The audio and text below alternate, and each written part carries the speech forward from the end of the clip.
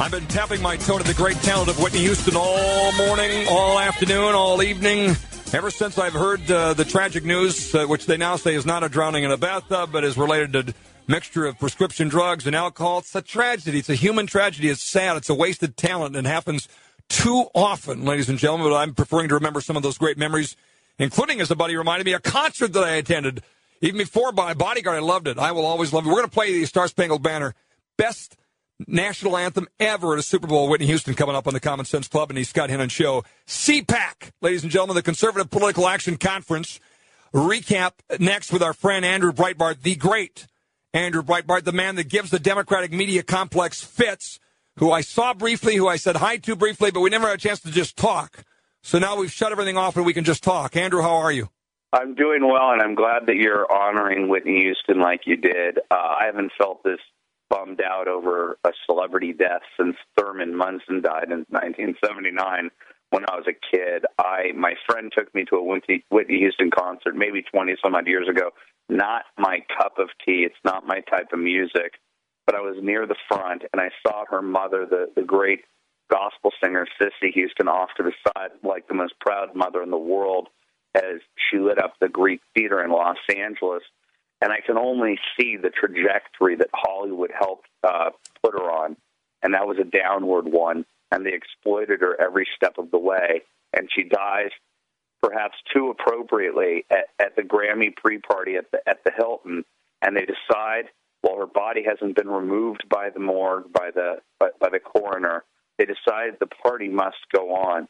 There's something deeply wrong with the cultural center of this country, Los Angeles, America. I've written about it in the past, but never before has there been a greater emblem of the sickness of this town, that they've just allowed her to continue to be in the downward spiral. She was there to be at the Grammy party. She never cleaned herself up, and I guarantee you now they're going to make more money off of her than they ever made, and it's just a sick cycle. You know, you're so right. As much as it's definitely Hollywood, and it's everything you've taken on head on, which we love you for, but it's also, unfortunately, a growing culture in America. And I'm gonna. Some people are maybe not going to see this connection, but I know Andrew will. I'm going to play you a clip of someone else that has gone through that grinder unfairly, who you thankfully have stood up for, and talk a little bit about this weekend and this message going forward. Roll that clip for Andrew. The president says, well, small Americans, small town Americans, we bitterly cling to our religion and our guns because we're just doggone frustrated with his pace of change. You say, I say, we say, keep your change. We'll keep our God, our guns, our Constitution. Oh, that woman is awesome, but she's been put through the same grinder you're talking about in Whitney Houston, hasn't she, Andrew? Yeah, they want to destroy her. They saw that in towns of 500, 25,000 would show up in the last election cycle. She single-handedly revived the conservative movement, I think. And I think that the only people that are more upset about her existence than the organized left than the organized right, because she's in Alaska. She doesn't owe anyone favors. She's an X factor to them. And I think they realize she says what she means and she means what she says. And it's great that she goes to these places that CNN and ABC say you're not allowed to go there. Oh, you're not allowed to go there. Yeah, they constructed a big bug zapper, the great Protect Obama bug zapper. And if you say any harsh truths, you get zapped. And Sarah Palin and I and many other people are starting to say, I'm going to go and I'm going to unplug that bug zapper and I'm going to say what is in plain sight. And it's, you know what, that comes from real America. Sorry, major metropolitan cities, but there is a real America. It's very different than that grinder. And you know what? My question is, can we bring the two together? Can we use the example, and gosh, I could point to thousands of them if I had more time. Rick Santorum is coming to Tioga, North Dakota on Wednesday. And his campaign said, Scott, we want to meet real people. And I asked him what their top goal was. I invited him to come. He's coming. He'll be here Wednesday. They said, where should we go? I said, Tioga. Well, I never heard of it, but okay, we'll go. A town of 1,000 people a few years ago until this energy boom, and now it's growing. But there'll be real people there. There'll be real people in Fargo. in the evening for a rally at 7 o'clock from North and South Dakota and Minnesota. And arrogantly, I say this because I come from the heartland. Minnesota, born and bred, lived the majority of my adult life in North Dakota. How do we bring real America together with those? Is unity possible, Andrew? I'm not sure about that because I'm making a movie right now about Occupy with Steve Bannon, who did The Undefeated about Sarah Palin.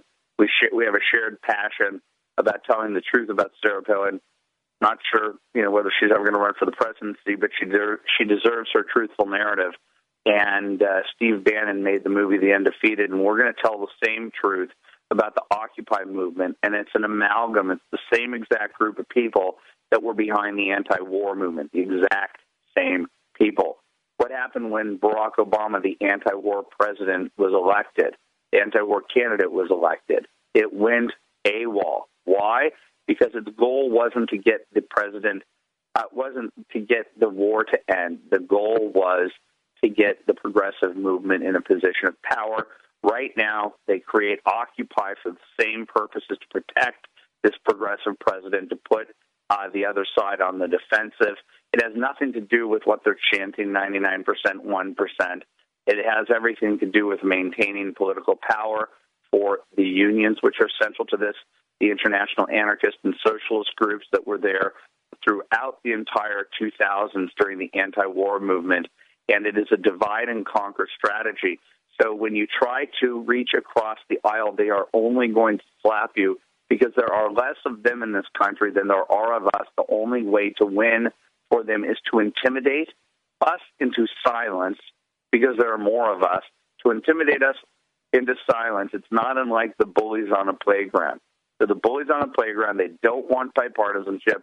They don't want that narrative. They don't want the Clinton triangulation thing. The intimidation is in the name of their game, and it is time to start standing up to them, toe-to-toe with them, saying, we are not going to take it anymore. No, I agree, and I prefer to refer to it as a conversation, but I think what you're saying is a conversation with those folks are not possible because they want a confrontation, not a conversation. I think what we can do is expose that, and you do that so well, not unlike the confrontation that happened in CPAC that I caught the tail end of. You do it so well. It's such a service that I think it isolates them into a super minority so we can get on with a real conversation with people that actually want to make a difference. And I think that's what I'm getting at. That's what I think is possible. And by the way, who's the person to lead that? Is it Mitt Romney? Has he taken your advice to reach out to Tea Partiers? Or is Sarah Palin right to say, chill, let's just take some time to figure this out? I mean, should we anoint him? He doesn't seem to be real warm to us conservatives. What do you think? It's strange. He did win CPAC, and I'm one of those people that's been waiting for him to reach out to us. I don't know what type of internal calculations he's made. Perhaps the general election strategy and a pollster has some information I'm not aware of, but it does feel like an unrequited experience. It really does. So he's not taking your advice, has he? No, but the thing is, I said at CPAC, whoever the candidate is, whoever we choose, I'll march behind that person, or I'll march in front of that person. No, I'm the same way, no question. He's severely conservative anyway. That was an odd line. We're gonna talk more about Whitney Houston on the other side of the break. Are you tight for time, or you want to stick around? No, I'm good. I want to talk about her. All right, let's talk about Whitney when we come back with Roger Friedman of Forbes.com will join us, and the great Andrew Breitbart, the media, the real media, ladies and gentlemen. Well, we meant to have a conversation with Andrew Breitbart about CPAC and the budget. We actually started talking about our shared passion for the unbelievable talent of Whitney Houston and the tragedy that it is there. And by the way, more breaking news now. We knew this was coming, but President Obama's unveiled a $3.8 trillion budget for 2013, which, sit down, everybody, has tax hikes in it on the rich. I like CNN breaking news that even says on the rich right there. Just take the talking points right out of there. More spending on infrastructure. Haven't we seen that movie? That'd be stimulus 3, 4. What is that? And taxes. Anyway, Andrew Breitbart joining us to talk a little about that. But I appreciate your passion for Whitney Houston as well, because it's just one of those things that, you sort of set aside the give and take and the back and forth to think about the human tragedy that was and that is. So anyway, hold that thought, Andrew, and let me bring in here Roger Friedman, who covers Hollywood and the business of celebrity for Forbes.com as well as showbiz411.com. And, Roger, I understand that you were at the Clive Davis party, and maybe bring us inside what the plan was for that Clive Davis party. Clive Davis being the famous, power broker, media mogul that had made, among others, Whitney Houston. And there was this big party planned to honor him that Whitney Houston obviously would be at. And then obviously before the party we find out about her death. But bring us inside what the plan was for Grammy weekend. Well, the plan was, the party is always the night before the Grammys. And Whitney's performed at the party many times. She performed last year with her cousin Dionne Warwick. This year she was not scheduled to perform, but she was staying in the hotel, and she was actually helping two other singers, Brandy and Monica, prepare for a tribute to Diana Ross. And it seems like there was the usual sort of, dichotomy of things going on with Whitney. In the morning, she was athletic, swimming in the pool, doing workouts, feeling great. And then at night, staying out very late, going to nightclubs, getting into trouble, coming back late. So she was sort of burning the candle at both ends. And, of course, around 3:45 on Saturday, when the party is, the party starts at 6. So people in Los Angeles, I'm sure it's like where you are, it takes a long time to get places. There's a lot of traffic. People are already on their way here to the Beverly Hilton for the big party. And that's when we hear sirens outside the building from paramedics and the police. And that's when they had called because Whitney had been found in the bathtub. Now, by the way, bathtub, if you binged this or Googled this, bathtub would probably be the word that's now trumped even contraception based on that political argument, because there was a way. What happened in the bathtub? You put up a blog post that Drudge linked to about a bathtub incident the night before. What is the connection there? Well, this is a big question in the hotel. Whitney had a bunch of suites on the 4th floor, and on the 3rd floor, right underneath them, there's a man there who was associated with who was going out with the concert, and he had been awakened at 2:30 in the morning by water cascading into his bathroom through the ceiling from their suites. And he went up there and found that the bathtub had overflowed, and that they were using a water vacuum to try and clean up the mess. It was a big mess. And wherever Whitney was, they had moved her to a different part of the suite, so he didn't see her, but he saw broken television. Something had gone on in that room, and the hotel says no, it was a leak from a different room, but it was part of that group of suites. But something definitely happened up there, and we don't know exactly what. I heard reports I heard the reports that it was the daughter that was in the tub, and then of course there was the whole drowning. TMZ said that the daughter had been in the tub at 2:30 in the morning. No, that's completely not true. Nobody knows exactly what happened, but obviously the water was left running. So maybe Whitney came home from a nightclub because she'd been out like every single night, and maybe she had turned on the bathtub and then take a bath and then forgot about it, which is possible under those conditions. And it caused a big problem. Ironically, I want to step back from that swirl a minute and just talk about how this tragedy, and as you said, the drama and everything else, and broken TVs and bathtubs and drugs and parties are supposed to go on and not going on, and say, how did we get to this spot? And Andrew, I think that was your point earlier about the tragedy of all this. That your take basically is I don't know if you didn't use the word vultures, but sort of the Hollywood vulture-like.